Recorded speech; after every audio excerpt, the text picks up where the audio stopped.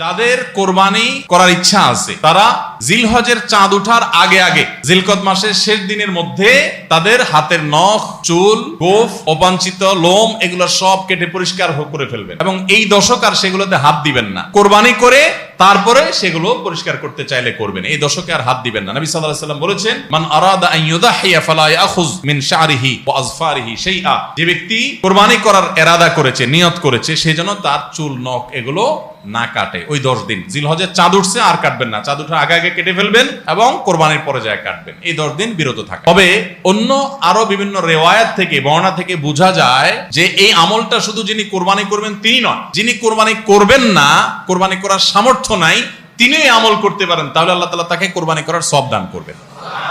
এমনকি কোন সালাফ, কোন সাহাবী থেকে আমলও বর্ণিত আছে যে বাসার বাচ্চা কাচ্চা যারা আছে তাদেরকেও এই দশকে চুল, নখ ইত্যাদি কাটতে নিষেধ করেছেন। তাহলে চুল, নখ ইত্যাদি কাটা থেকে বিরত থাকা এই 10 দিন, আগে কাটা এবং পরে কাটা, এই 10 দিন না কাটাকাটি না করা, এটা একটা মুস্তাহাব আমল। এবং প্রায় সব ফুকাহায়ে কেরাম এই ব্যাপারে একমত হয়েছে।